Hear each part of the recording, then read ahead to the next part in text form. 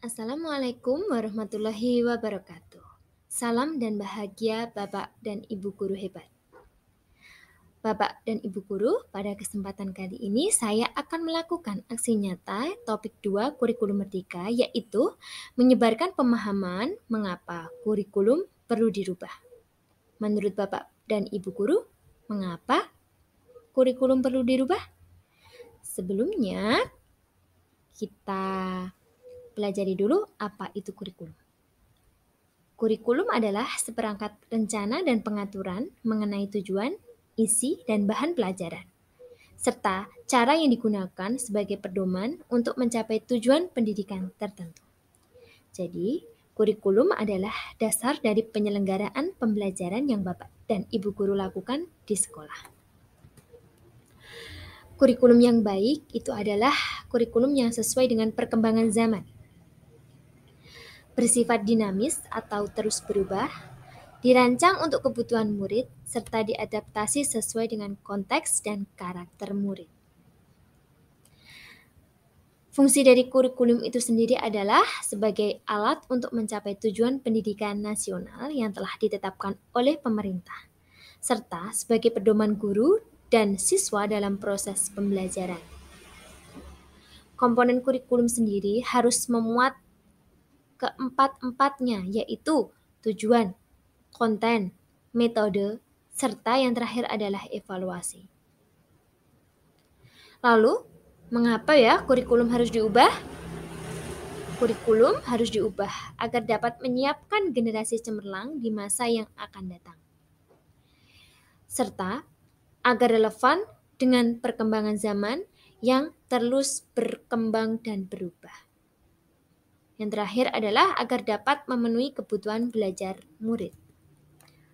Selain kurikulum harus diubah, kurikulum juga perlu diadaptasi secara berkala. Satuan pendidikan yang beragam menyebabkan kurikulum itu perlu diadaptasi. Kurikulum diadaptasi sesuai dengan kebutuhan sekolah dengan memperhatikan lingkungan dan ekosistem sekolah, serta karakteristik siswa yang berbeda-beda. Selain itu, keanekaragaman latar belakang kemampuan murid juga diadaptasi untuk memastikan setiap murid berkembang sesuai dengan kodratnya. Hal ini sesuai dengan ajaran Ki Hajar Dewantoro yang menyebutkan bahwa pendidikan akan menuntun segala kekuatan kodrat yang ada pada anak-anak agar mereka dapat mencapai keselamatan dan kebahagiaan yang setinggi-tingginya baik sebagai manusia maupun sebagai anggota masyarakat. Bapak dan Ibu guru, satuan pendidikan dapat menerapkan kurikulum dalam pembelajarannya dengan cara menerapkan KOSP atau yang dikenal dengan kurikulum operasional satuan pendidikan. KOSP sendiri adalah dokumen hidup yang disesuaikan dengan kebutuhan murid.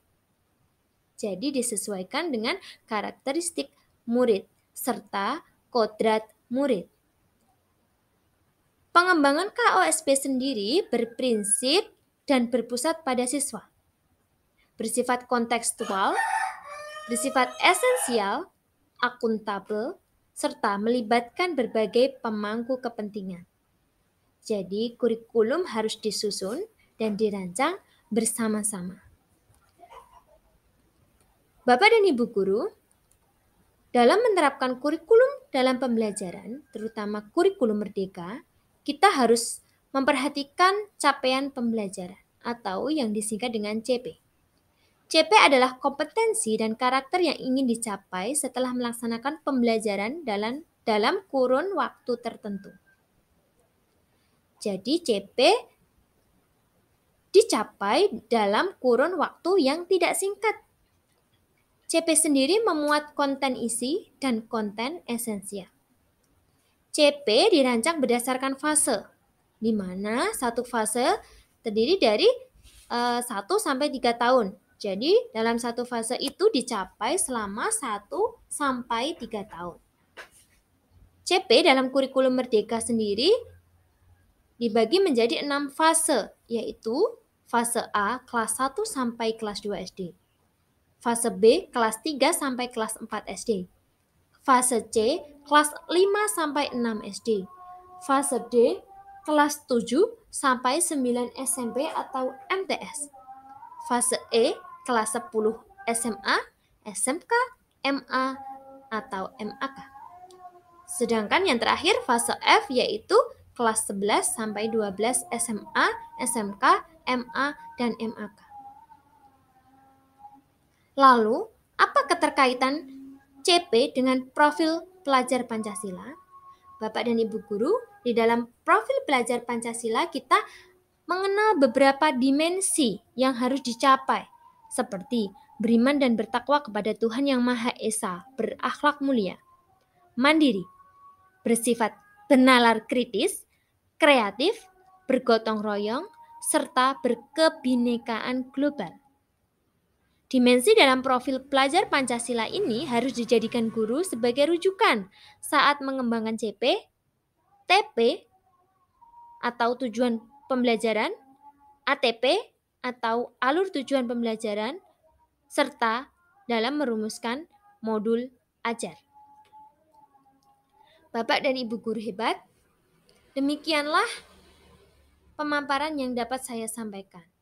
Semoga apa yang saya sampaikan dapat menambah pemahaman Bapak dan Ibu guru dalam memahami dan mempelajari tentang kurikulum Merdeka.